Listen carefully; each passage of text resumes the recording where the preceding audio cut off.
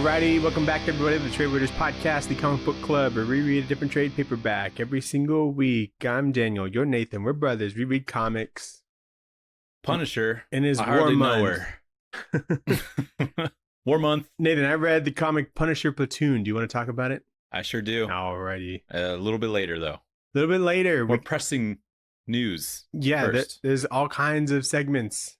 There's the Back Matter Matters, the book, and the poll list, but we start with the news.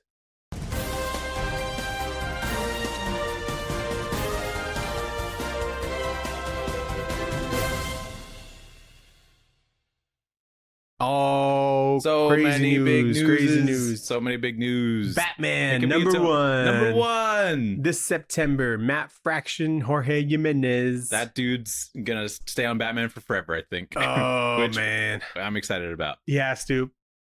because that's pretty fucking cool. So good for him. He did a new logo. I don't know how people still figure out new Batman logos and still make him look like. Okay, I thought they that's did that them one. all. Yeah, I know. Once we had Absolute, and there's like we just fucking blew it up. Yeah, I'm like, that's the fattest he could we, get. we inflated it, and I was like, okay, that's the final form. But no, this one looks pretty good. Yeah. I'm super excited about this. I like the gray and blue. Gray and Classic. blue. Yeah, you got to bring back some of the blue. Big nut. Exactly. Matt Fraction, we'll see. We'll see. He does good. He's every so often. Objectively good writer. Yeah. We'll see. I'm sure he's got a good idea. It's really funny that it just went from like Chip to Matt, I know. you know? Well, I mean, there's like a hush in between, Right. Yeah. but everyone's gonna skip it, and then we'll get on to some Matt Fraction. Jorge DC, Jimenez. they got a taste of what it's like to have all these number ones. Yeah. And they're like, ooh, let's do it again. Yeah, I do dislike that it's going back to number one, I guess. But it's been this numbering since Rebirth, which is like 2017. Yeah. So It'll be like 100. I think 8 years 60 is like something. every 8 years I'm okay with, you know? Okay. Valid. Because what is it, 150 something? Right now it's at like 150. Yeah, 157 is the last one. So by the time this comes out, it'll be like 162 or 3, Yeah. I think. So you know what? That's a valid point. We could And use another number one. It'll And it's probably cool ha- that Jorge Jimenez is the guy that's going to be doing it too. It'll probably have like a different logo, you know, trade dress, which will help. So I'm excited. So that was the less exciting of some of the comic book series announcements. The most exciting being Jeff the Land Shark 5-issue series has been announced by Kelly Thompson and Toki Tokoro on art. I think there's a trade coming out for Jeff. Yeah, there is, and I think that one's partly the unlimited scroller and then some random one shots, but this one's like its own mini series Right. Okay. because Jeff the Land Shark had a meteoric rise in popularity after Marvel Rivals, I guess. So they're doing a new series, and Kelly Thompson's super psyched about Marvel it. Rivals probably won't even be around when that comes out. Dude, it's gonna be big, the biggest thing you ever fucking ever heard of. In real comic news, Nathan, No, that's real news. Get out of here. Captain America #1. Oh yeah, Chip Zdarsky. the other half of this Valerio Schiti. Sashidi. Shiti? I don't know. Yeah, he's great. I've seen him in stuff. I can't name it off the top of my head, but I know he's good. I know it's good. So that's exciting. Some events, I think, something with Hickman. This is not something I would have predicted, but I don't hate it, and I'll definitely try it. Yeah, apparently this is set right after he comes out of the ice. Can you believe we're giving a Canadian an American book? What the hell are they doing over there at Marvel? Yeah, I know. He's done some of the Avengers. Avengers with Jed McKay. We got Gods. Remember that with Jonathan Hickman? Yeah. That was good, but too much for me to handle. And then Judgment Day. Remember that one? It was like a X-Men Eternals Avengers crossover. No. It looked good. And then the Trial of Magneto. So a bunch of stuff. Cool. I know he's good though. Nice. So that's pretty cool. I'm excited that Chip's still doing some Marvel stuff. I thought he was going to be out for a little bit, but no, he's coming back. So I like that. Yeah, I should have saw this coming. You know, he had nothing. Nothing on the books. Nothing on the books. I'm like, there's got to be something. He doesn't seem like he's stressed out enough. I thought, yeah, I know. Like, he's got nothing coming in. Dude, I always see his newsletters. He's like, man, I'm just writing. I'm just doing all that. And that's all I'm doing. Writing what? You know, I'm like, this better go into public domain or something. Yeah. Nathan. Yeah. Marvel and DC crossover comics. Yeah. What the hell? There'll be Marvel and DC, and then DC and Marvel. We're desperate. They're going to be one-shots. We don't know the teams or anything. But Who's your guess? who's my guess? Yeah. Who do you think writes something like that? Probably John Hickman. I think John Hickman's probably a good one. And then for DC, who's on DC right now? They might give it to like a Tom King. I don't know. And everyone would hate it. I don't know if they give it to Tom King, to be honest. No? I could say Tom Taylor. Tom Taylor would be better. He would be better, and he's good at bouncing a lot of people. Yeah, that'd be really good. Mm-hmm. Some people were theorizing it was Donny Cates because he said he's writing something huge that'll knock someone's socks off, and then like a couple days later they announced this. I don't know if I'd want to, because this is like a once in a lifetime thing. For real. And yeah. I don't know if I'd want Donny Cates to get that opportunity necessarily. You're going to take it from him? Yeah, yeah. If it's my choice, I'm not choosing Donny Cates. It's going to be bonkers. I think Dan Jurgens would be kind of good for some of the DC stuff. Too old. He's not too old. I love Dan Jurgens. I love his art. But I don't know. It doesn't. I haven't read any like events. Mark Waid written by. That'd be. You just find a way to make it boring. You're such a hater. I don't know. I guess Mark Waid would be a likely thing to happen. We just need someone that knows a lot about a lot of things, you know, and then make a good story with how many elements are going to be in it. True. They're both going to suck regardless. They're not going to be good. Think so? Yeah, that would be fun enough. There's too much, and you have to have like a good story in that. What if? Actually impossible. What if there's some amalgam in there? Even worse. You got to bring in the amalgam. No. Just a little bit. That was made and left in the 90s. Give me a little Dark Claw. I think that's his name. Yeah, give me a spider cap or whatever. What was the Green Lantern one? It was like Green Lantern one. No. I don't know. I can't remember. Daniel, there's going to be a giant size X-Men event that's going to be... There's an event. It's apparently just going to retcon a bunch of shit. It's going to make Miss Marvel officially a mutant, but there's going to be a bunch of different series from this. We're going to see giant size X-Men #1. And literally the tagline for it in the marketing is witness history's first fracture as Kamala Khan is pulled into X-Men's past. So they're really desperate to get Miss Marvel as like an X-Men.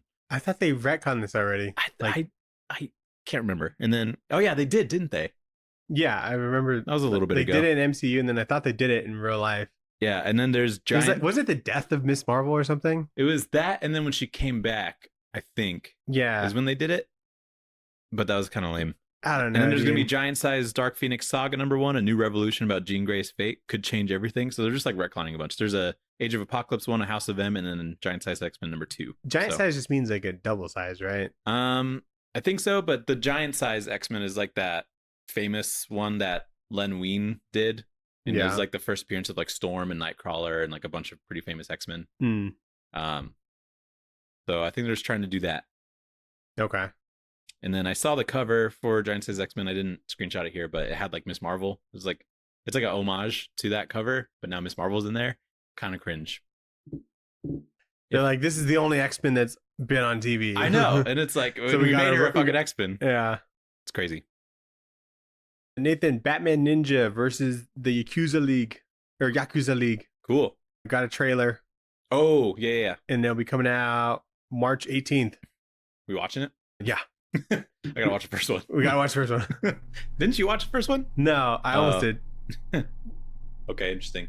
Yeah, so... Yeah, when this comes out, it'll be like next week, practically. Yeah, I watched it. Was it good? Looks like... Probably just looks fine. What you expect, I guess. There's gonna be a Crypto, the Last Dog of Krypton series written by Ryan North, Big W, and Mike Norton. I don't know I think he's doing art. June 18th? Drops June 18th. It's gonna be the story of how Krypton came to Earth and finds a family or whatever. Crypto comes to Earth and finds a family. Nice. Which that could be awesome. So I'm excited for that. I'll give it a shot. Speaking of super characters, Nathan, we got Supergirl. Oh, yeah. Coming, written and drawn by Sophie Campbell. Pretty cool. She's the one that had that massive TMNT run. Yeah. Coming in May 14th.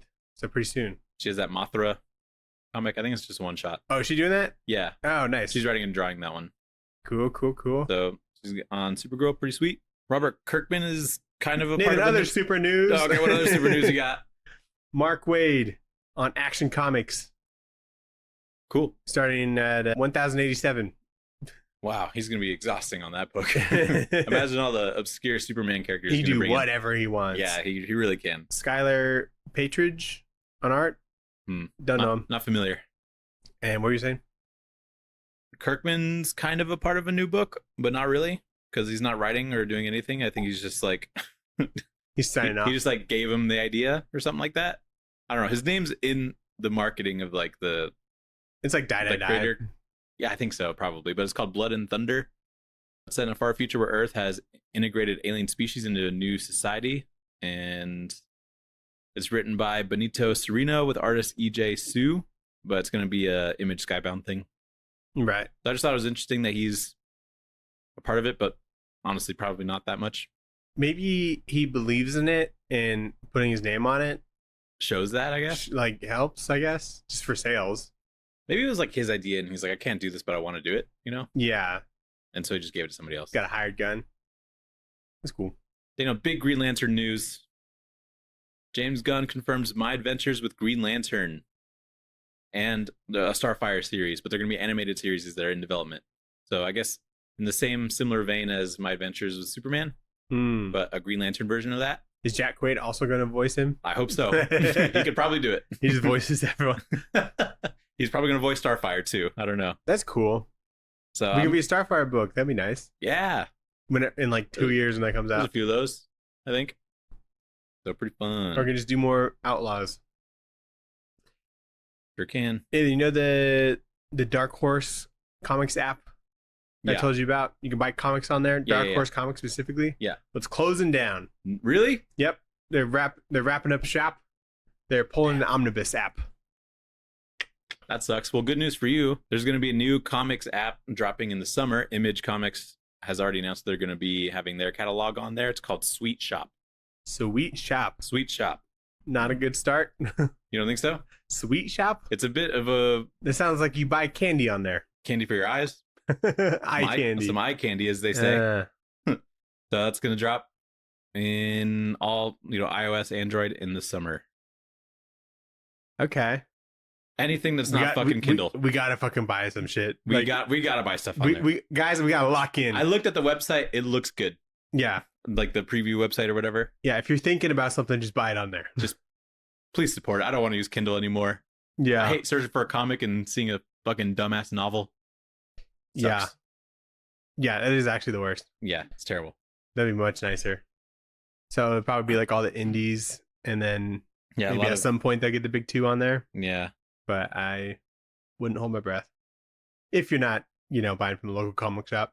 Yeah, do that first. But then if you can't, or if you miss If you're too far, you're missing something. if Yeah. you're missing something, I'm missing quite a few things because my comic shop closed down. I didn't buy enough. Yeah. And now I can't buy anything from them.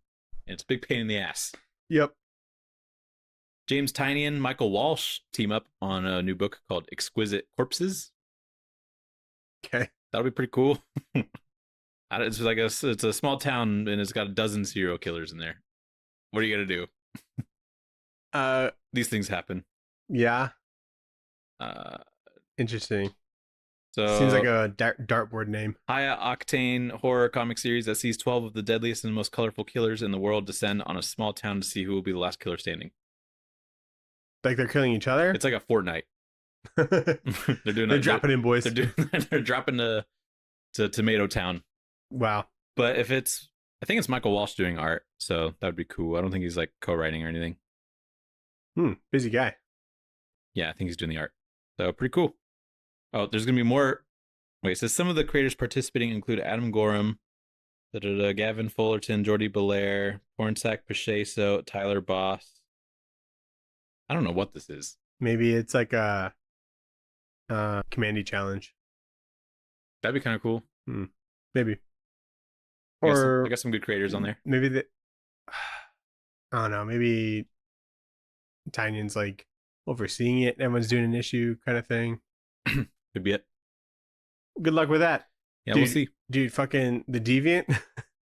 How Mhm. is Oh yeah. the last issue is pushed to today from Christmas Day. Yeah. It's pushed again. Again? March 16th is Dude. when the last issue now You're gonna comes get out. it this Christmas in 9 months. That was the plan. Yeah. Damn. I like looked at the date. I'm like, something happens today. It's a 26th. There's something about the 26th. Oh my God. And I was like, ah. Dude, why? Because you know what? I saw that dude, Gavin. Is it Gavin Guidry or whatever? No, it's not him. Okay. All right. Because I saw Gavin Guidry on like another book. I'm like, what are you doing? Finish your other shit. No, it's Joshua Hickson. Oh, right. Yeah. I don't know what he's doing. So I don't know either.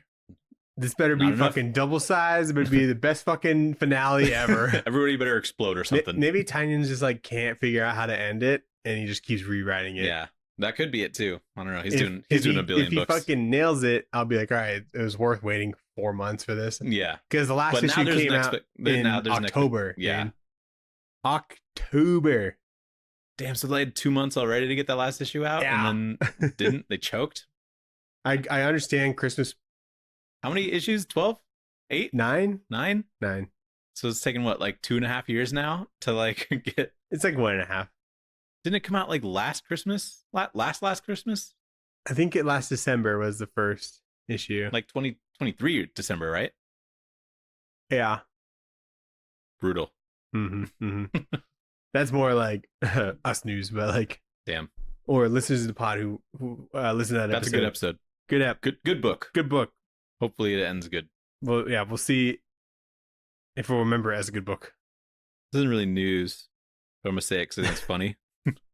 There's a card on Marvel Snap for Uncle Ben, and the card is, when this card is destroyed, replace it with Spider-Man. And I think it's really funny.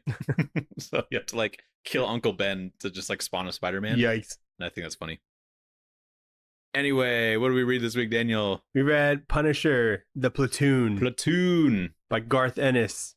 And Goran Parlov. Goran Parlov on art. Jody Belair on colors. Yes. Rob Steen on letters. Yes, sir. So this is the story of Punisher before he was Punisher, and when he was just a dude in the army, a lieutenant. Yeah. Or an LT, like they say all the time. But I like that. I didn't understand what they were saying because he spells it out like phonetically, and I was like, what is that? Who is that? Who's L? Yeah. But Lieutenant Tomlinson. So this is like pretty much just a war comic. Yeah. There just happens to be a dude named Frank in there, you know, and he's pretty good at what he does. Yeah, but it like jumps.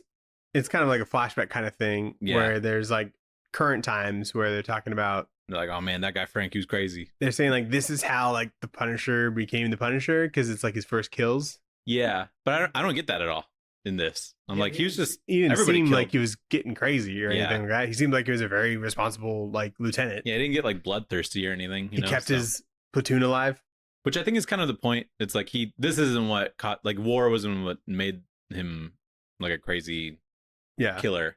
It was the circumstances that happened to his family. So I respect it in that respect. So yeah, it really just feels like just a genuine war comic. There's some good war stuff in here. It's set during the Vietnam War. Yeah. Or at least they're recalling things that were happening from the Vietnam War.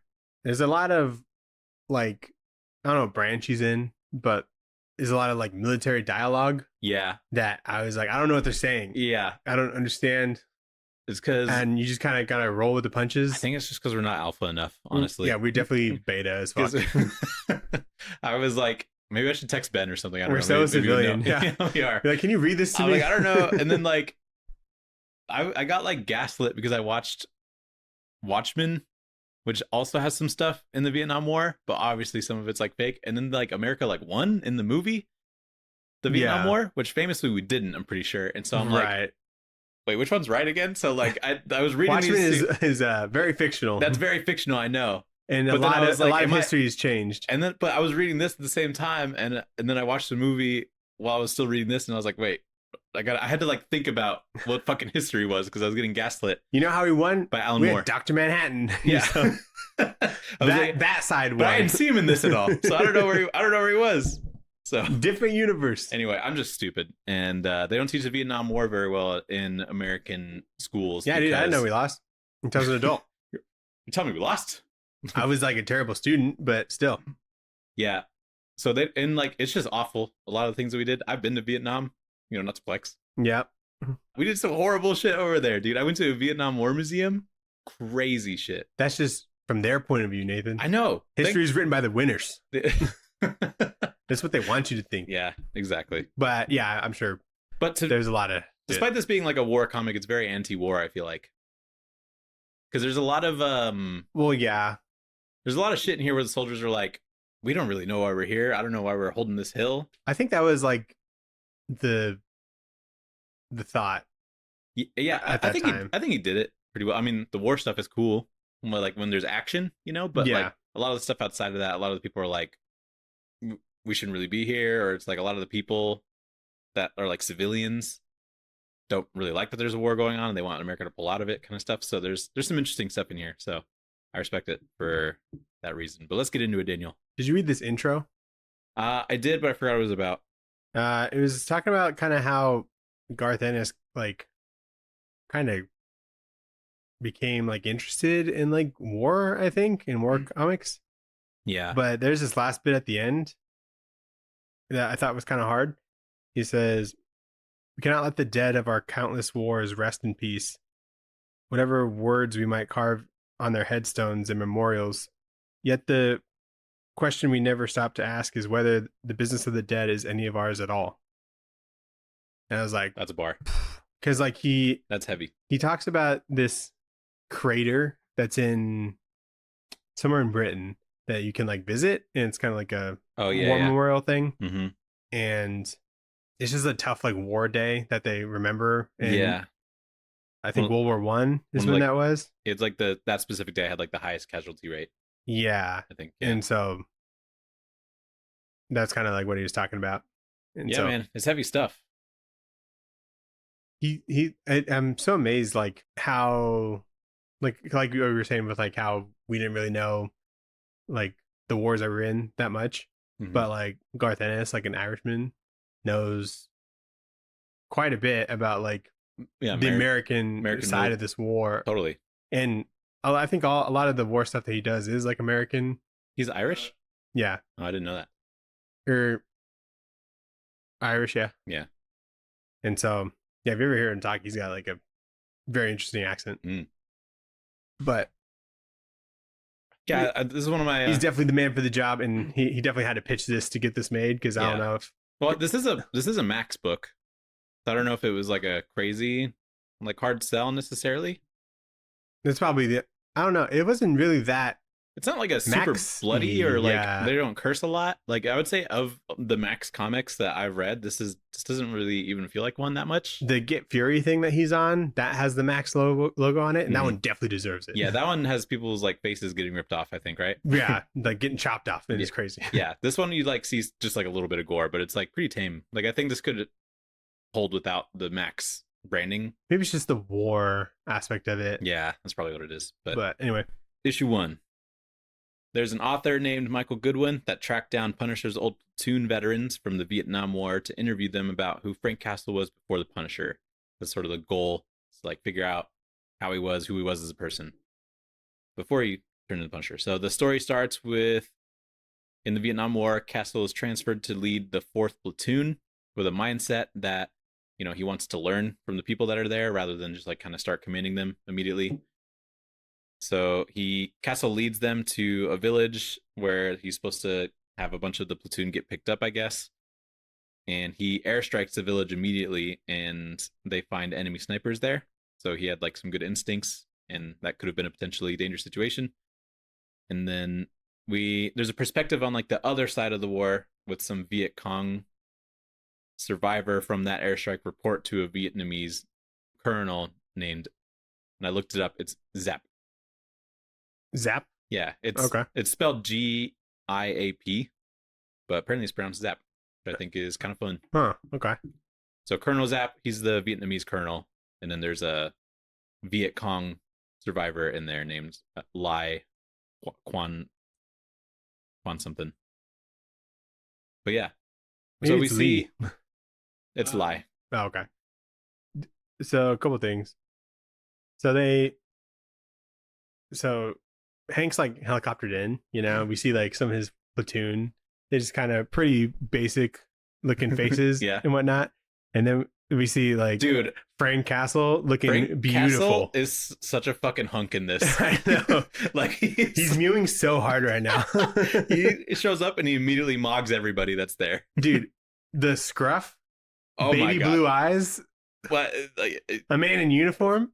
it's like the way that Goran draws him is so beautiful. Like this Yeah. is the most beautiful fucking man to ever exist. So you can tell them apart, luckily, by like what they're wearing. Some people wearing sleeveless or whatever. But if you get some of the white guys mixed up, the most handsome one is going to be Frank Castle. Yeah. Which I thought was a funny And it is pretty funny. additive. Because this panel is just like, it's like, yeah, that's your guy right there. Yeah. That's fucking Frank Castle. So yeah, I'm a little stupid. I didn't realize immediately that like the guys that are being interviewed are the same guys that are in like the platoon. I just missed it. Yeah. And so, but even then, like it's kind of hard to keep track of everybody in the platoon and what their sort of story arcs are.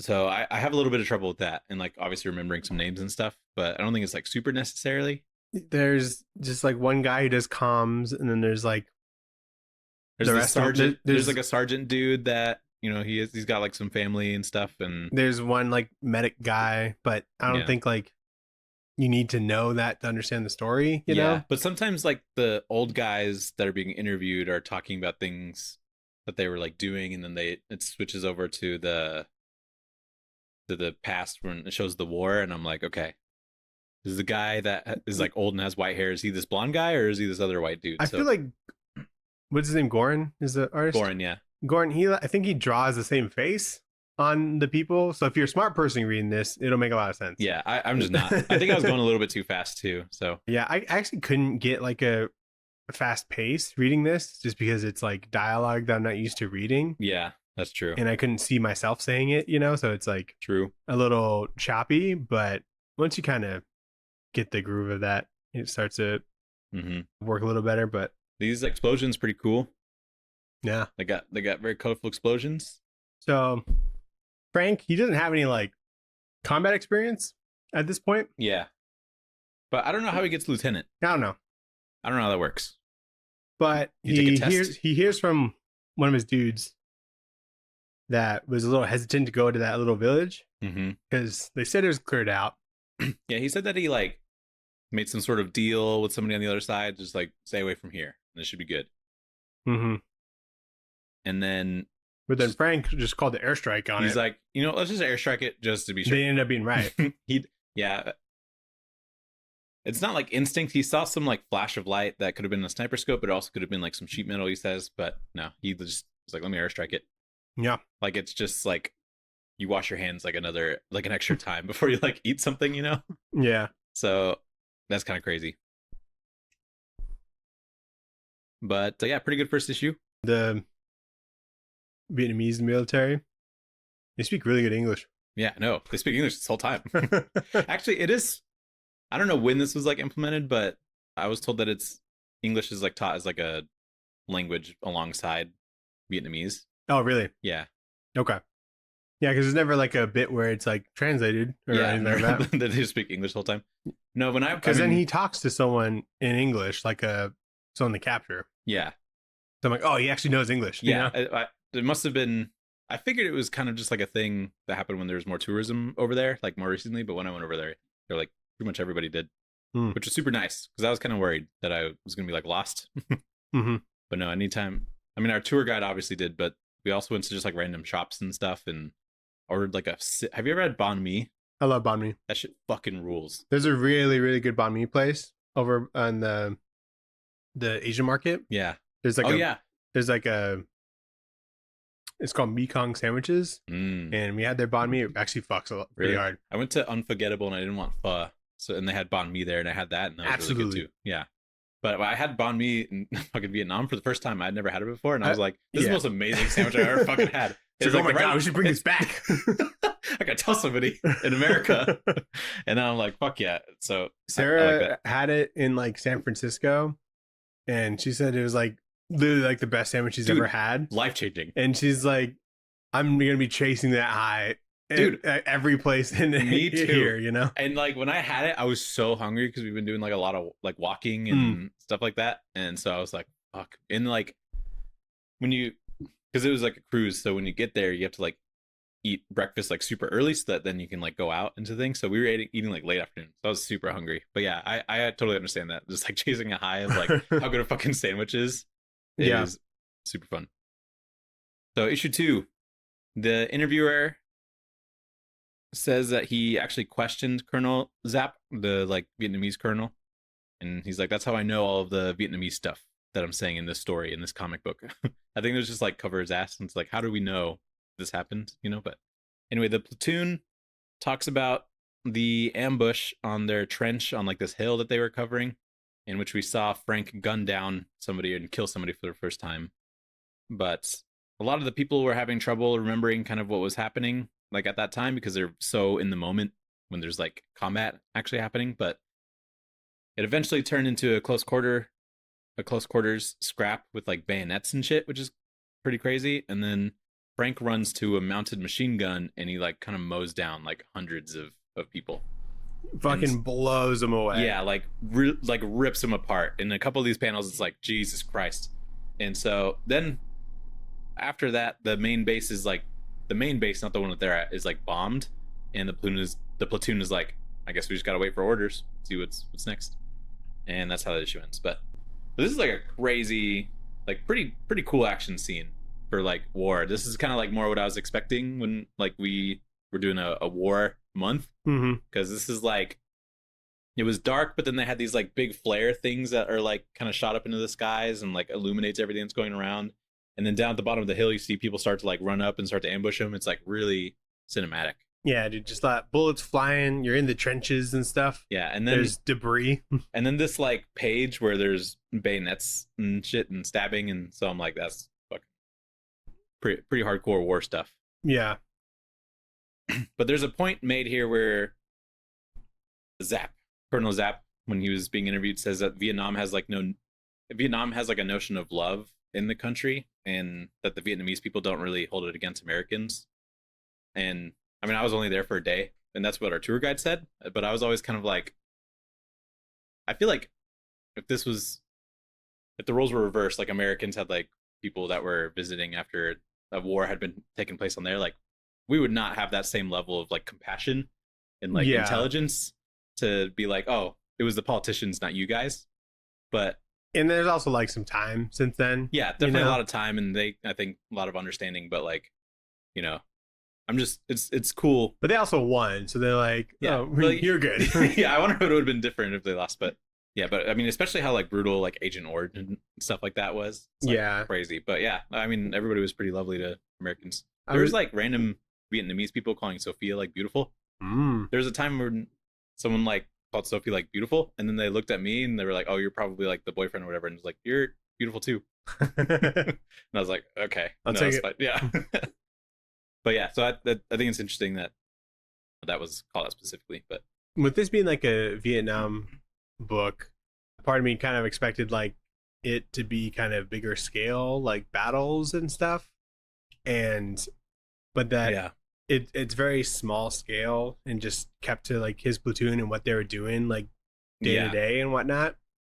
And it's cool because they're just defending like a hill. Yeah. Or just like wherever they're set up. And that's just the shit you got to deal with. And they were like, they're just trying to survive. Thousands or millions of these like stories basically that aren't necessarily in the history books. Yeah, they're not like, and they could be completely made up. They're not going to be like well documented or anything. It's just like random battles.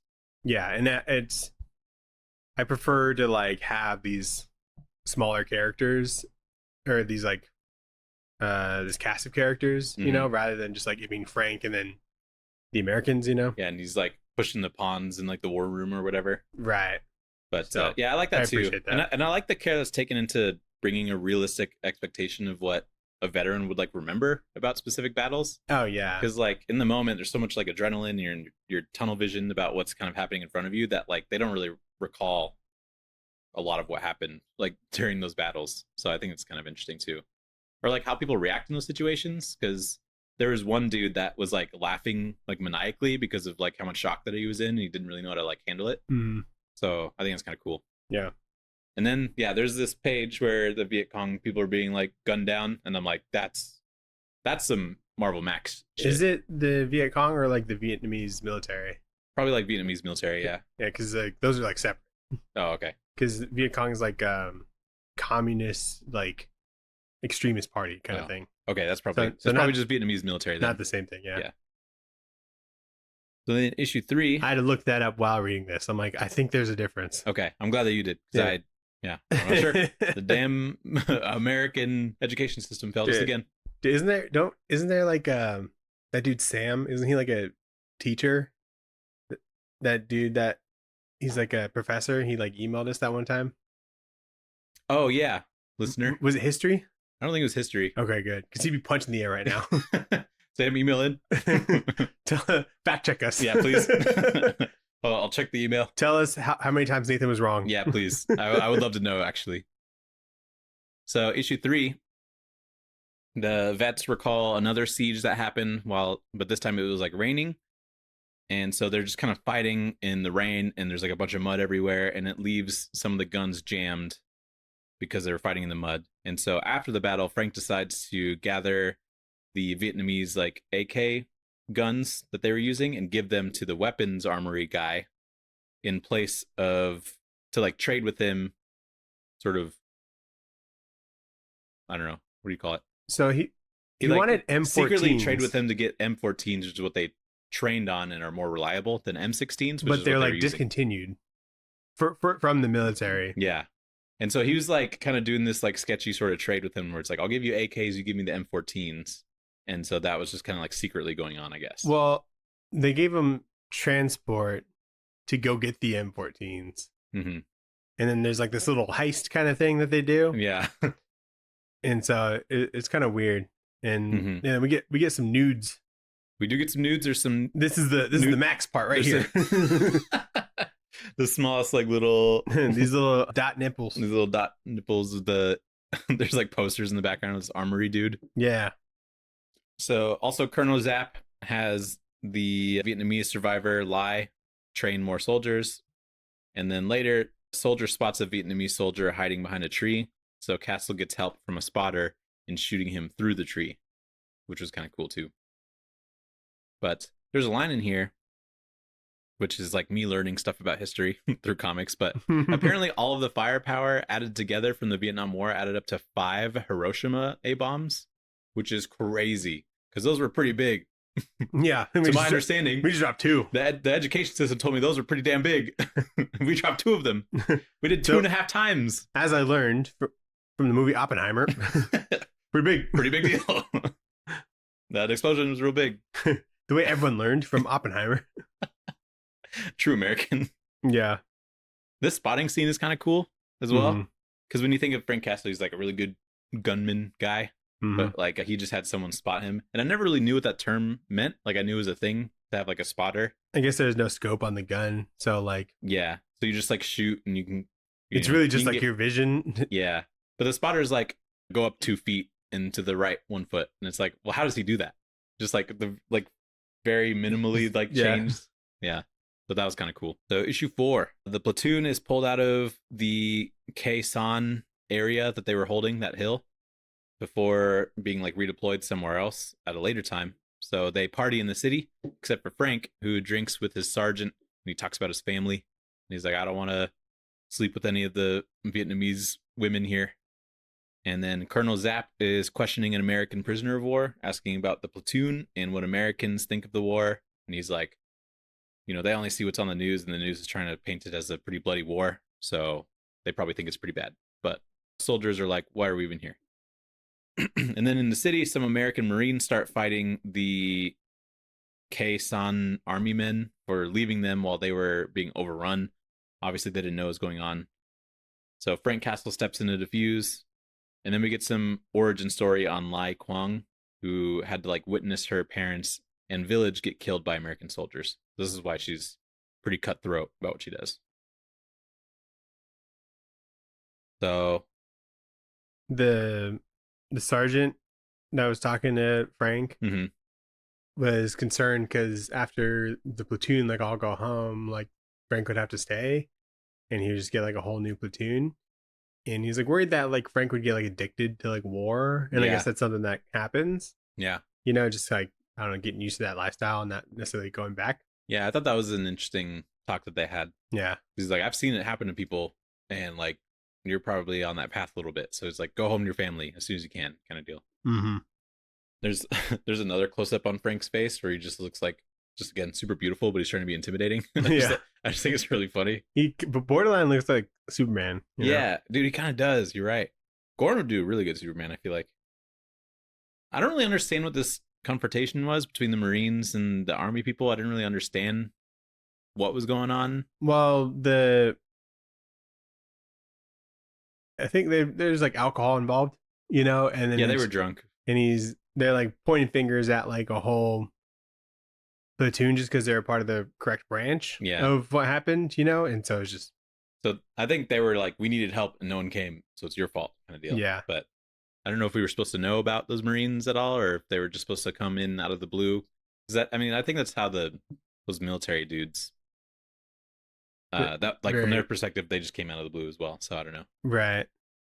Zap and Lie. Yeah.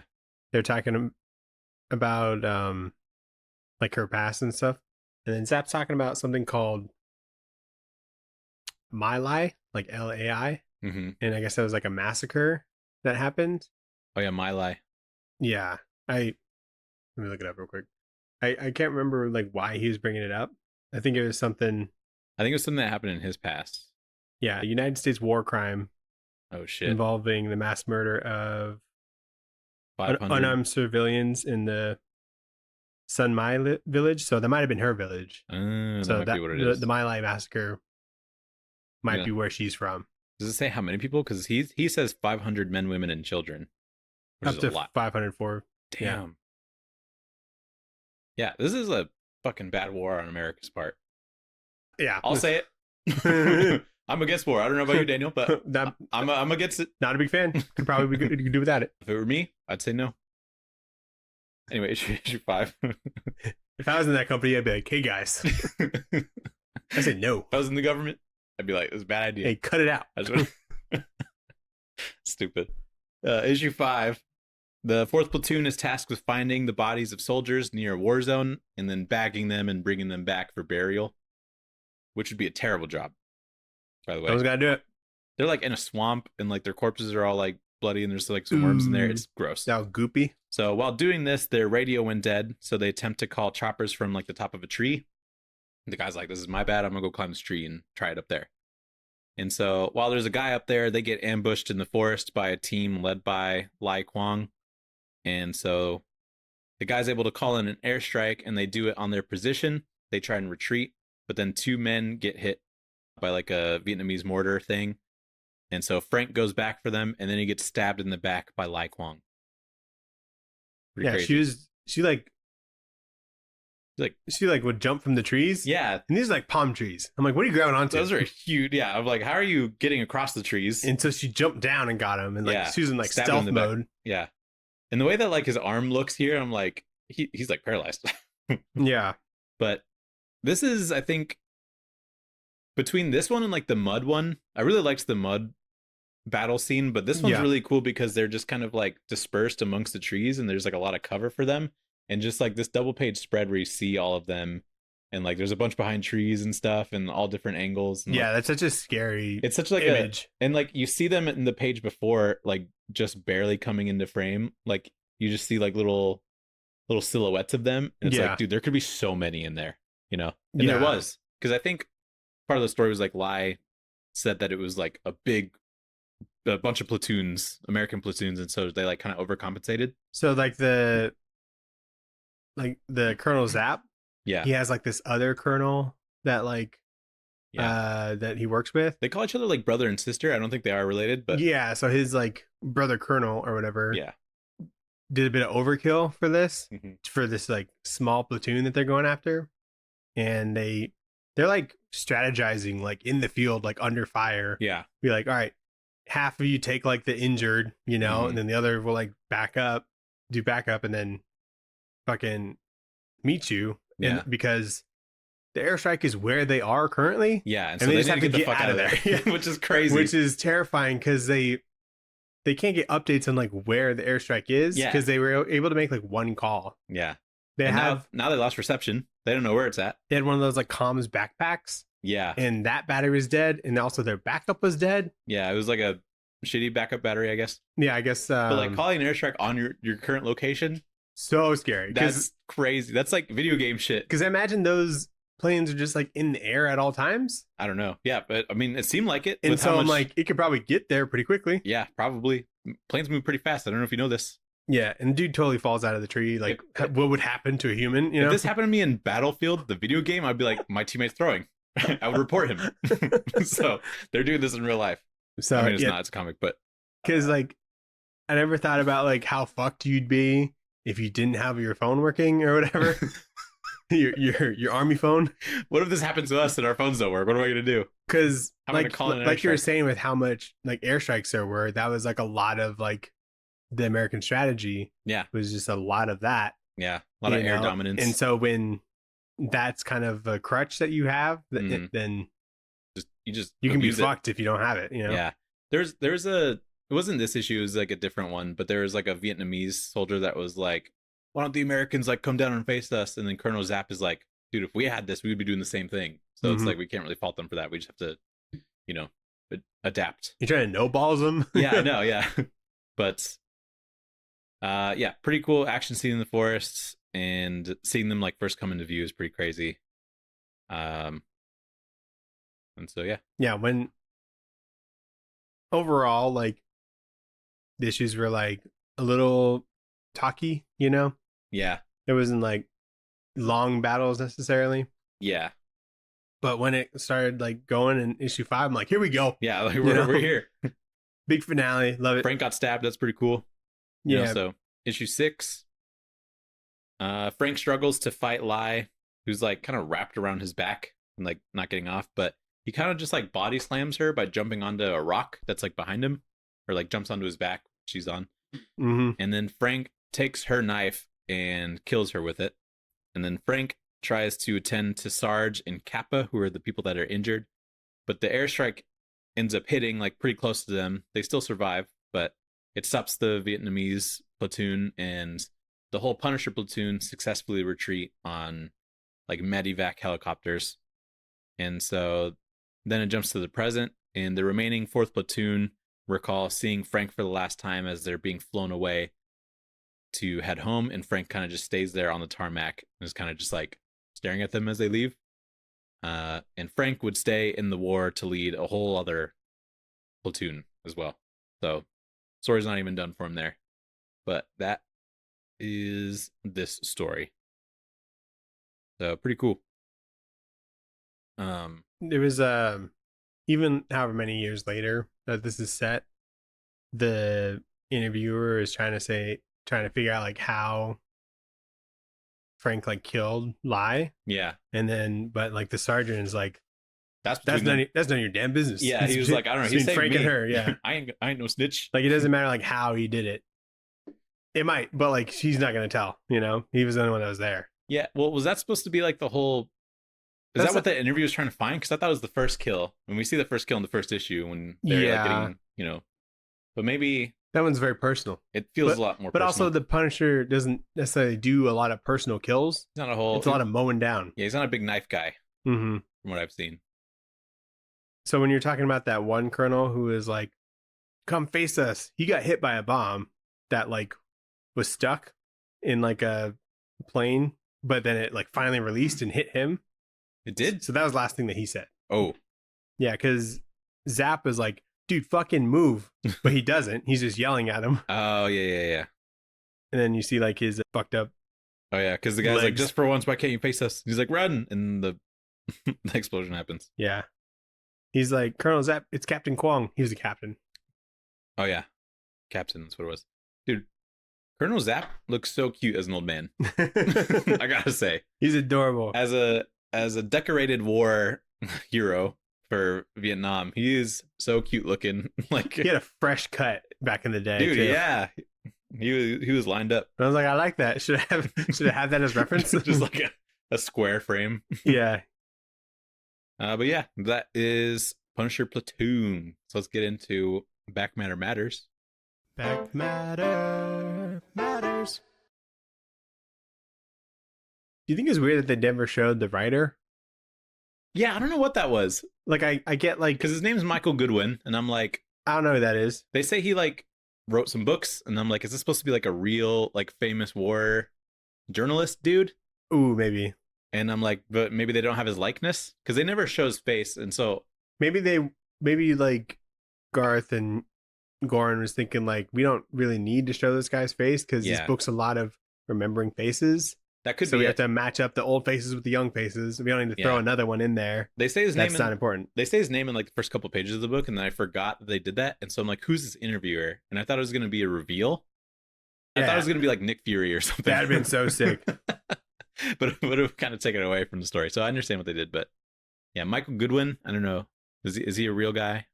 Maybe it's just like nobody. Or Yeah, it could be. Maybe we're Could be reading into it wrong. too much, but so back matter matters, Daniel. apparently not to Garth Ennis.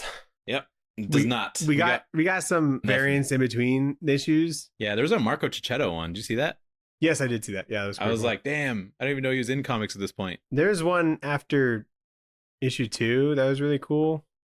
There was like an issue 2 variant, but they showed it after issue 3. It's like a very colorful one. Oh yeah, by Scott Hepburn and Ian Herring. Yeah, he's great. This one on the left. Mm-hmm. Yeah, pretty sweet. Pretty hard. Yeah, they kept incorporating the Punisher logo in there, even though he's not like doing very many Punisher things. But I guess branding Yeah.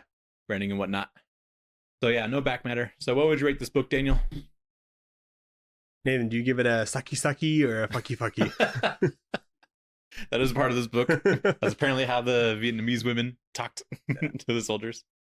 I'd give this a banh mi. A banh mi? I like a banh mi as a rating. Yeah. A chicken banh mi. Really? Are they always chicken or no? I've only had pork. Ooh, okay. I had a chicken one when I went. Really? Pork is awesome. I think I On a had banh pork mi. when I went to Unforgettable. Okay. For some pho. Yeah, I was a little confused when I went to the Mekong place because like God, Mekong is great. it even Market. say, I don't even think it said banh mi on like the menu, and there were so many options, and I was like, I don't know, dude. Sarah did it. She normally does that. Okay. Chores for you. But it was pork and it was awesome. Yeah. So pork banh mi. Yeah, I like this. I like the perspective. I wish there was like maybe a little bit more action, but I think it was kind of trying to do a more realistic expectation of war. It's not like you're in action all the time necessarily. So I appreciate that perspective on it. It was So, yeah, cool I that liked it a like lot. veterans were like represented in this, you know? Totally. Yeah. And so Yeah, there's a lot of like them being appreciative, like whatever he's done as Punisher, what you should be focusing on is that he saved his whole platoon and they went on to be fathers and then later grandfathers and stuff like that. And they were, obviously very appreciative of that. So that's a very nice notion. But yeah, I liked it. yeah. Um, Let's get into the poll list. Colin, shove it in your box. The poll list, what did you shove in your box? What'd you got? I got Justice League Unlimited number 4, Okay. TMNT number 7. They're cranking those out. Same. Also, what they're cranking out, Ultimate X-Men. It's on 12 now. There's a little bit of a break, I felt like. I feel like I just read like 9, and so I'm like, damn, I'm like 3 behind already. Green Lantern number 20, pretty psyched. Not Justice League. Green Lantern Dark number 3. I need to find number 2. But Let me also look for it. number 1 came out so long ago that I thought the whole thing was freaking done. Yeah, I tried looking on the Ash Ave website to see if they had number 2, and their website's terrible. So if you can try and find it, I guess they have a website where you can check their stock. it's different from their Ash Ave website. I don't know.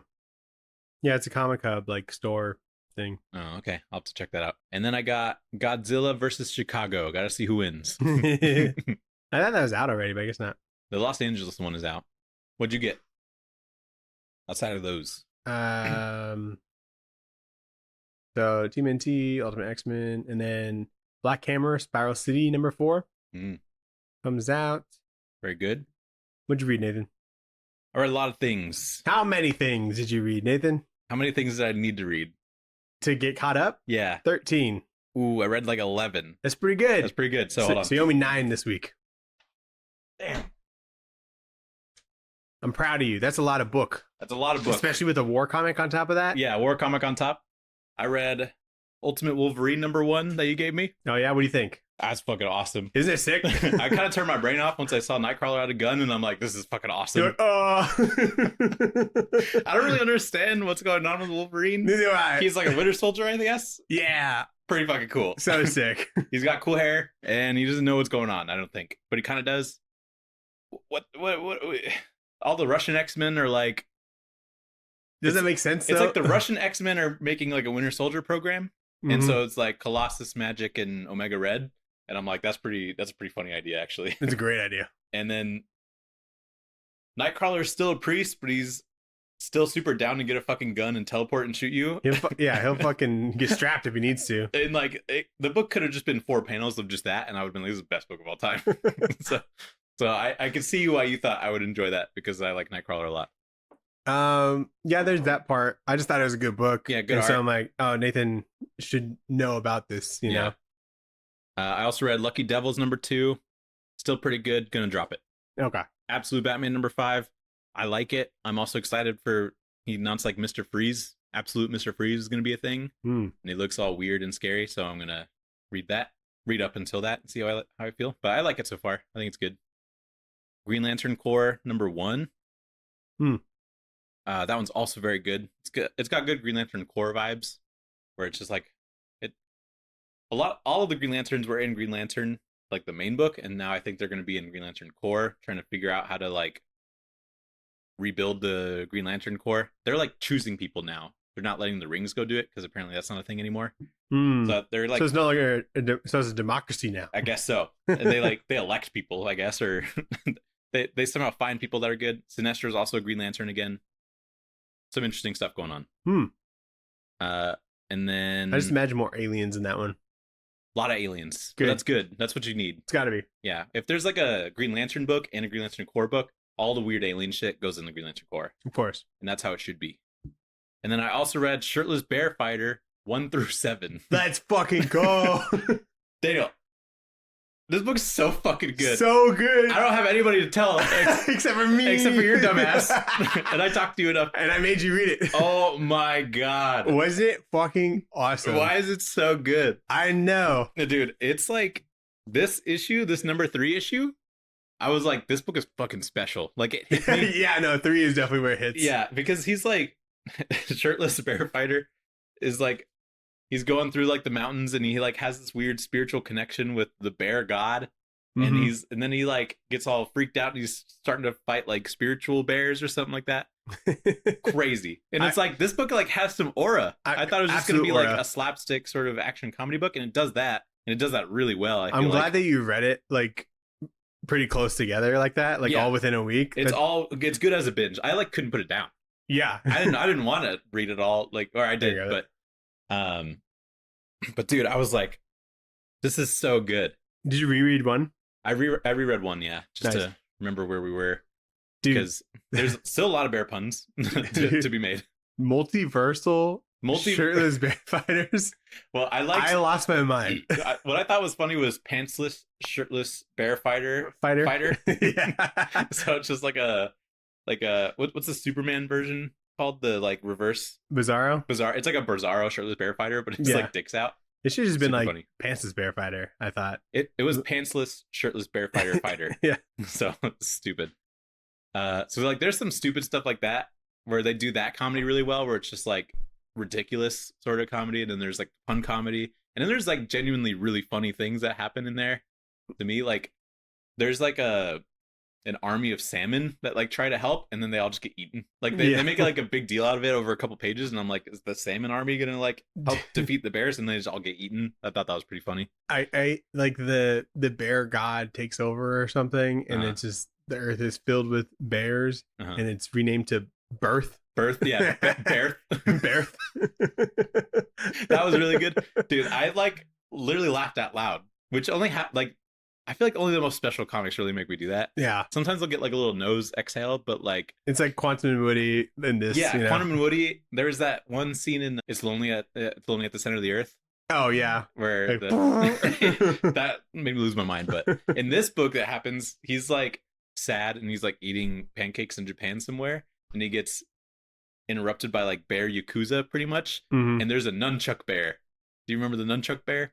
It's like Slightly. it's like a really small, just like 3 panels, but it's a bear with nunchucks, and he's like doing like tricks with the nunchucks before he fights shirtless bear fighter. But like just the way that it was drawn was just really funny to me. And just imagining a bear doing tricks with nunchucks, just like fucking Okay. it made me laugh, and I was like, this book's amazing. So fuck yeah, that was like the best book of like last year. Wow. Yeah. I had so much fun reading Can't it. you tell it like where do they go for this from this? You know, it's Yeah. like everything's in this. Yeah, Like, this is it. They did everything. Yeah, you're not gonna top that. There's like bear gods, and he meets his mom, and then has a yeah. There's like genuinely like pretty good relationships in there. I loved how there was like a sensei, like a Mr. Miyagi, but it's Mr. Biyagi. Yeah, that was a good one too. Yes. That was pretty good. But yeah, I mean, And they just got honey and stuff.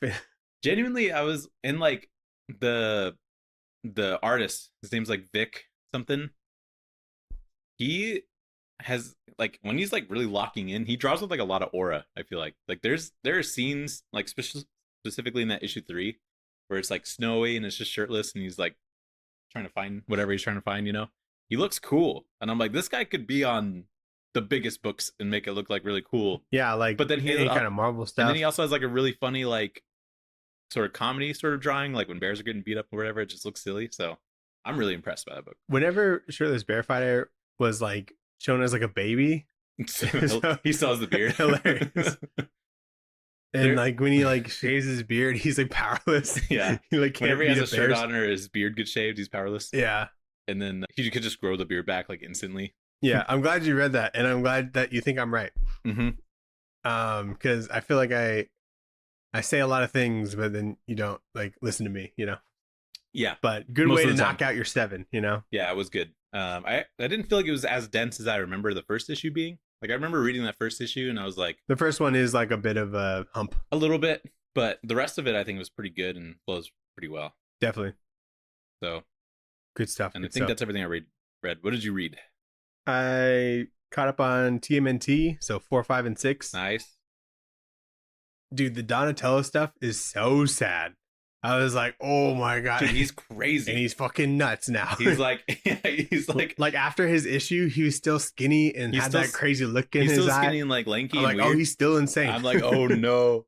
The Juan Ferreira, the current, yeah. the ongoing artist, Yeah. is so good. He's good. Yeah. He's amazing as like a like all like when like they're like in a street and there's like cars going by, Mhm. just the way like the lights looked and everything. I guess it's more coloring, agree. but like just like the action stuff Yeah, it's looks cool. awesome. A lot of the layouts are really fun. Looks so good. The style of his drawing feels like I was saying it feels very modern Kevin Eastman almost. Yeah, Because like they have like the teeth, you know? I was grinning. Yeah. Yeah, So, no, I liked it so much that I will be upset when it's like anyone else. You Yeah, know, I know. if he needs like a I like think an arc off or something. I think Jorge Fornes is gonna hop on at some point. He's doing a lot in of the future. covers. And He's doing covers. did he do an issue or no? No. I guess I would like if he did interiors because I like his covers. Mhm. But like But Juan Juan Ferrer is like standard, like the level that he brings it to, Mhm. like Pretty cool. would be missed, you know. Yeah. So I hope it's like ongoing for as long as possible. Yeah, he makes all of them look really cool, especially the batshit crazy Donatello. Yeah, So I like it. definitely. I also liked that the Casey Jones issue, and there's that lawyer mob boss dude. Yeah. I kind of liked his origin story. Yeah, it makes sense. So I'm interested to see where that goes. Yeah, I was like, what are we doing there? I thought this was a Casey Jones issue or Mhm. something. But a lot of setup and what the foot was doing was cool. It's funny that like he's like the mayor or whatever now Mhm. or something, and he's got the foot soldiers as like his like security detail or like Yeah. as the cops or whatever. Yeah. And they have this like different armor and there's just like a footprint like crest You on gotta their keep the chest. branding. And I was like, what is this? So I thought it was kind of funny. Yeah, pretty fun. I read Black Hammer Spiral City number 1 through Cool. 3, 1, 2, and 3. So I'm caught up Cool. on that. Nice. So a lot of homework I did, a lot of catching up, you know.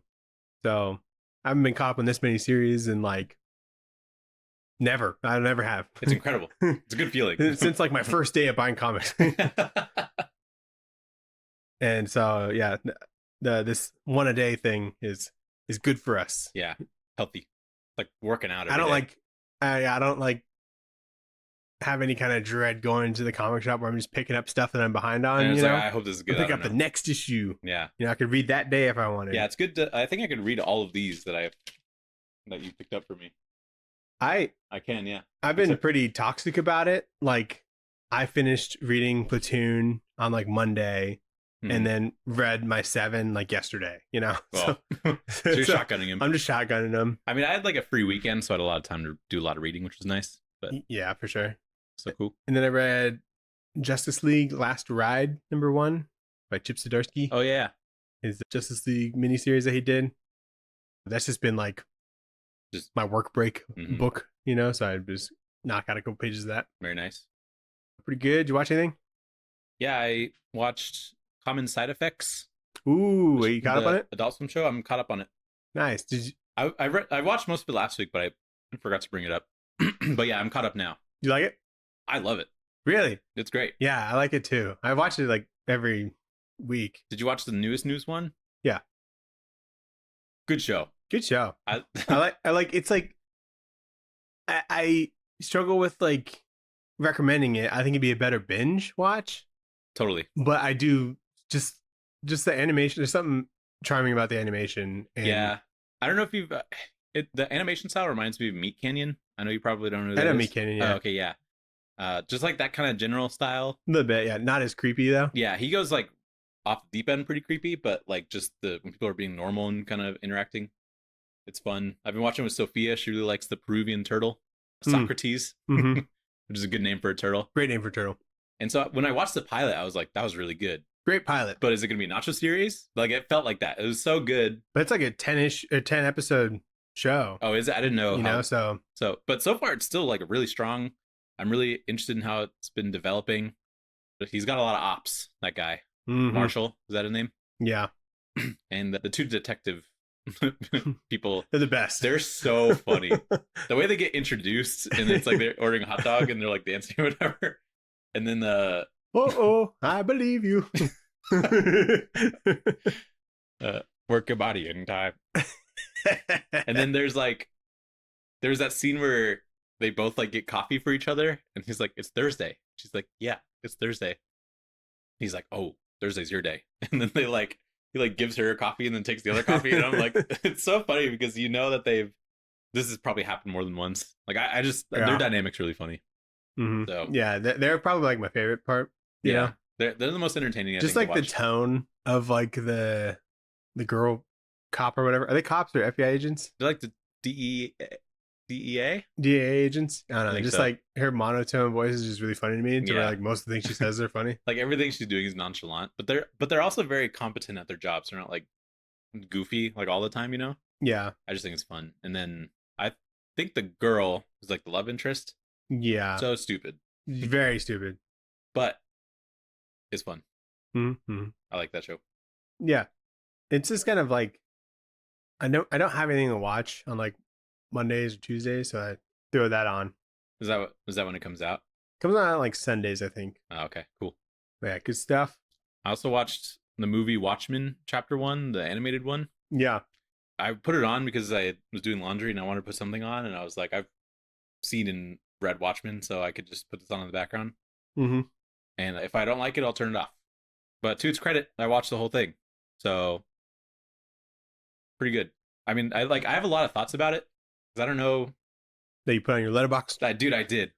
I was like, I'm just going to get all my thoughts out now because I was thinking like it was done. And then I was like, I don't know if I like it or if I don't like it, but I think I like it. You didn't finish it. I didn't finish it yet. The second But then I don't know half. if I want to. I kind of do. Yeah, see how they do the squid. Yeah, Squid's got to be good. Did you watch both of them? No, they just put the second part on Max, so I will now watch them.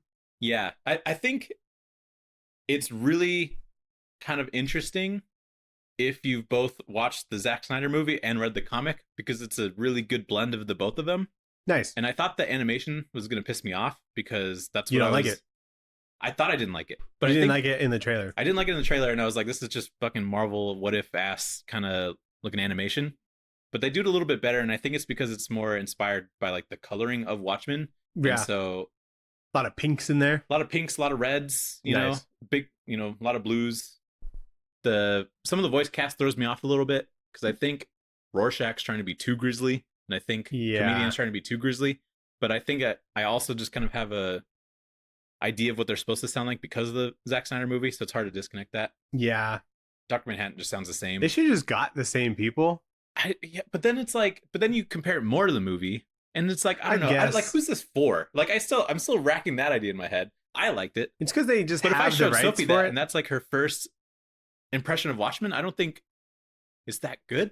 Like I don't know. I'd probably show them. I think the theatrical movie is a very good normie entrance into that story yeah, because they don't have the squid because it's a little far fetched. So they just have this like explosion. explosion thing, you Mhm. know, and then that's really the only thing that's kind of Yeah. dumbed down. But like I will say 90% of it, like I there were shots in that show where I'm like, that's exactly the comic, yeah, and I'm like, that's kind of cool, but then at the same time it's watered down because they're just trying to recreate the comic, and so why do that?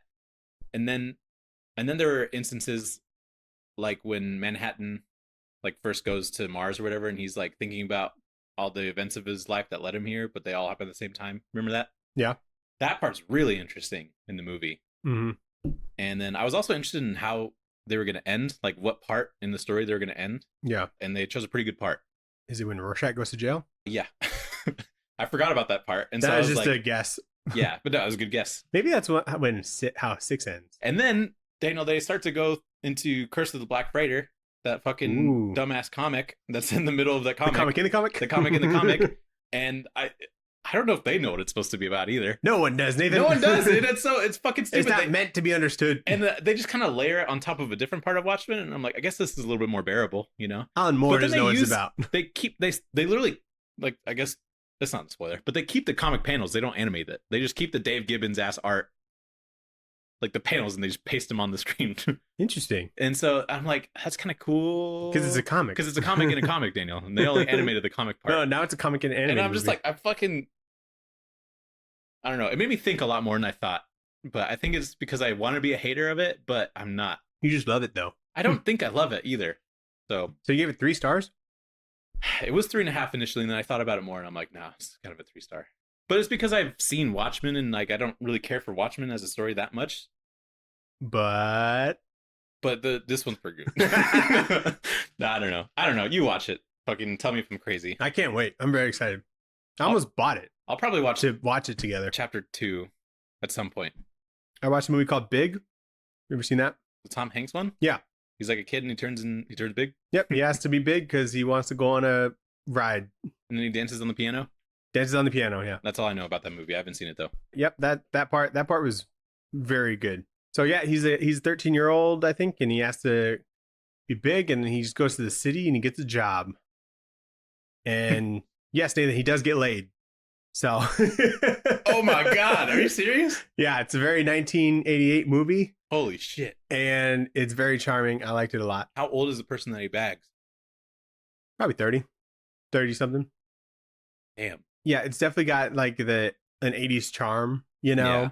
And this is probably like a great idea, like in the 80s. Yeah. You know, Kid grows up and gets a job. That's what a great yeah, idea. he gets like Thank you, he gets like a 1980s. loft, and he has like all this dumb shit in his apartment. Does he eat a lot of dessert? He gets milkshakes and stuff, Yeah. and he works for like a toy company, just being like a computer guy because he plays computer games. He does like data entry basically. Oh, okay. But then like the CEO or whatever sees him at one of their toy stores, and he's given all these notes about the toys that are at the toy store. And so he becomes like As good as his he job. becomes like a product consultant or something, like very high up, and is doing great, you know, because he's just playing with the toys. I wish. Yeah, I know. It's got a lot of 80s people in it. It's got like the dad from Home Alone in it. Oh yeah. He's a good 80s guy. Yeah, he becomes older because he is at the carnival and he goes to one of those like fortune things. It's called like Zoltar, like Yeah. fortune. teller, and he wishes for that.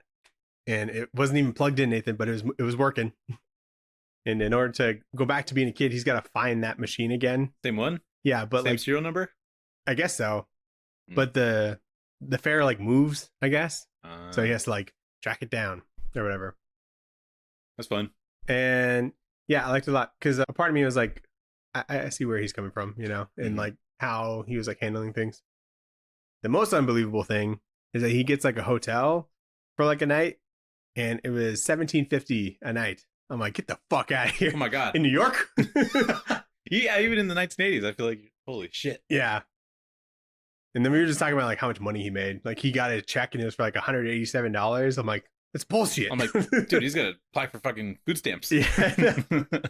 In New York, he can't even afford to leave. He can't even get to work. Yeah, I know.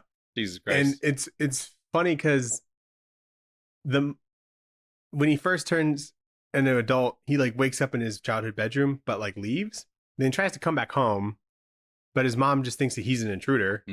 Right? Very traumatizing. Yeah. And then, you know, a man saying like, I'm your little boy or whatever.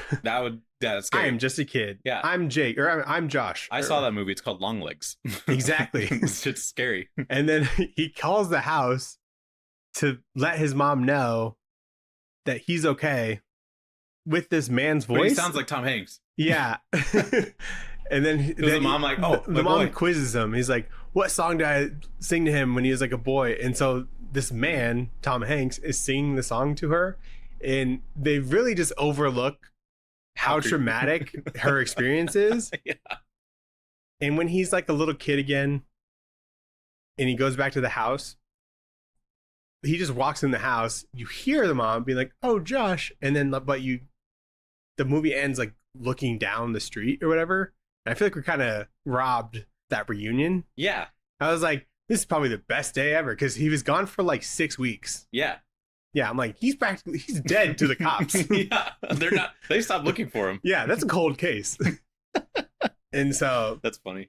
And another thing is like they only showed the mom in distress and they never show the dad again. Probably working. The dad was only at the beginning at the fair. And so I just thought I'm like, I guess dads don't care, you know? Maybe he's Zoltar. But yeah, pretty good. Cause like people put that pretty high on like their Tom Hanks movie lists.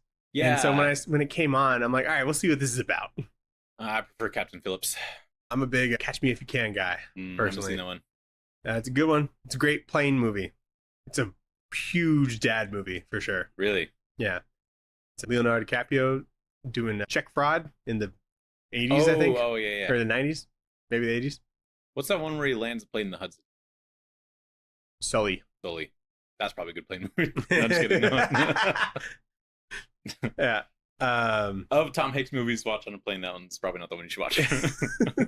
Probably not available. That and you like rent it and download it onto your like iPad or whatever. That one and fucking Castaway. Don't bottom 3 Tom Hanks movies watched on a plane. I watched a movie called Love Lies Bleeding. That's the wrestler one? No. Oh, never mind. She's a bodybuilder. Bodybuilder one. Yeah. Yeah. It's got wrestlers. Got Kristen Stewart. Yeah. Okay, I'm thinking of the same one. Yeah. And it's like the 80s, a lot of 80s stuff. Yeah, what are you doing? But it's like a pulpy noir story. It's kind of like it's like an A24 movie. Mm-hmm. But I saw like a comment or like one of the Letterboxd reviews where it's like, this is basically A24 She-Hulk. You know? Okay, yeah. Because the actor in that is like fucking huge. Yeah, ginormous. Dude, apparently she was cast like 2 weeks before filming, so she was already that big. Holy fuck. It was awesome. She looks awesome. It made me want to lift so bad. It's basically like Pain and Gain, but for ladies, you know? I like that. A lot of lifting, a lot of chaos. If they said that on the movie poster, I would have gone to see it. Absolutely. I almost did, but just like didn't, you know? And then it was on Max, so we watched it and it rules. Nice. Big, I gave 3.5 stars. This I gave 8 stars, I think, or 4 stars. Okay, cool. So yeah, good stuff. Then I watched The Monkey, Nathan. Oh, yes, that's cool. Osgood Perkins' latest joint. The what other joints does he do? Long Legs. Oh, really? It's the same guy? Yeah. Oh shit. And he also has another movie coming out in like October or something. He's on his grind. He's fucking cooking. Yeah. Very vibey movie. The vibes like of the trailer. It's a horror comedy, isn't it? It is a horror comedy. Okay. But it's kind of like dark comedy. It's not like Shaun of the Dead or something. You know. Okay. Like if you laugh at this movie, you have like a little bit of a fucked up sense of humor. Okay. I was laughing all over the place. It's not for everybody because Rena didn't seem like she liked it that much, and Sarah didn't seem like she liked it that much. But you liked it? But I liked it a lot. Okay. I gave it a 6, but it's like the strongest 6 ever. I couldn't quite get it to that 7 just because I felt like the ending wasn't that strong. I kept thinking like everything that I didn't like about it was maybe just being too loyal to the source material, but I guess the source material is actually really serious. So, and actually trying to be a horror. Right. So I don't know what liberties Oz Perkins took, but it's basically like Stephen King did like Final Destination. Yeah. But the Monkey book that came out before Final Destination, so they're just ripping the monkey. Who's shit? Final Destination is biting the monkey. The monkey itself, like the toy, it is very, very well crafted looking. I thought it looked really cool. I kind of wanted one. No, you don't. If I like loved the movie, I would buy one. Yeah, it's like very gory, which I was half expecting. It felt like the director was kind of like holding back, like his sauce, like the long legs. Like he has a lot of sauce. Yeah, like the dreariness and like dread that he had in that. I was kind of hoping for that kind of darkness in this, which it wasn't. So I was a little bummed by that. Damn. Oh, the actress that plays She-Hulk in the Marvels show, she's in this. Tatiana Maslany? Yeah, dude, you're good. Or Maslany? Maslany, I thought. Is that not an L? Is it an A? I could have typed it wrong. Okay. But yeah, she's in it. She's awesome. Cool. She was like my favorite part of the trailer. She's a fun actor. She's good. Who's the dude? What's the dude's name? Theo James? Yeah. Is that the one from Divergence or whatever the movie's called? Yeah. That's the only thing I know him from. He's in The Gentleman though, right? The Gentleman, the TV show. The TV show. He's a good actor. Yeah. He does an American accent for this. He's normally a Brit. Yeah. Very believable. Very cool. Yeah, you could watch it. You might like it. You might not. This is like just a really like the audience score is like 60%. I'm like, ooh, you either like love it or hate it kind of thing. Those are sometimes the most interesting movies to watch. 80 critic score. So I'm like, really? I'm more on their side, this one time. But yeah. Did you watch anything else? No. I was just kind of rolling through it. I mean, just like Invincible and stuff, but yeah. Dude, you watched that last episode? Yeah. When they're like on the roof, like just talking, like at the beginning of the episode. It's just Eve? Yeah. Yeah. It's like awful animation. Yeah. He's just like sitting there, but like just his mouth is moving. Yeah. It's like and then he like looks over. Yeah. And that's it. There's a lot of criticism for animation, and I understand it. Did you see the like the part of like his body that was like cut off and it looked like almost like a PNG was like being like cropped? No, I don't remember that. I'll try and find it, but it's just like normally I was like, all right, this isn't that bad, but that one I'm like, I don't even like watching this. It looks like I could have done better. Yeah, it seems like they took a couple shortcuts for sure. But then like people have been posting examples of PNG animation from like season 1, and it's like kind of the same shit.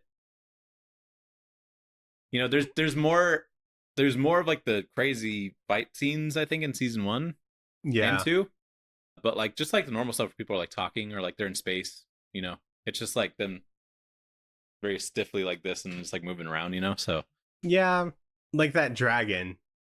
Like it looked fine. Yeah, but I feel like they purposely didn't put that much detail in it. Yeah, and like I know the comics is better looking than this. I have no reference. There's like no. I thought it was fine. There's no like shading and like shadows in this. Yeah, that makes that. It's just all flats. I wish there was more shadow for sure. So it's just a bit of a bummer. This last one, I was like, okay, this is unacceptable. That's crazy. Really? Oh, yeah. I don't know if I'm necessarily quite there yet. I do notice it. Times where I'm like, this guy's staying real still while he's talking, but yeah, I'm not like super pissed by it yet. I was kind of excited to see Machine Head. We were talking about before this, but then also the Rock dude. I forget his name.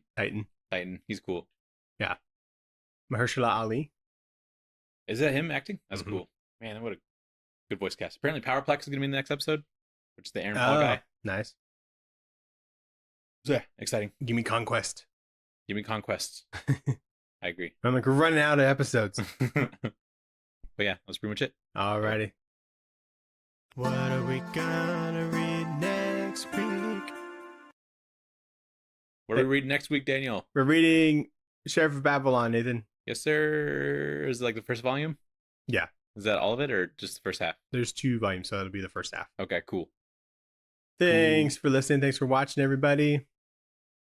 Link tree in our bio. Let us know if your education system failed you about the Vietnam War like it did with us. Yes. Let us know what you learned from comics. If there's perhaps what are very big historical events that you learned about from comics? Have you read any war comics? Let us know. I've learned a lot from comics. Mm-hmm. And this one's I'm a little more shameful about. But link in the bio, like, comment, subscribe, email at trainwordspod@gmail.com. Email me maybe a nice video essay about Vietnam. That'd Yeah. be cool. That's how I learn. Definitely. But yeah, see you next week. All right, goodbye.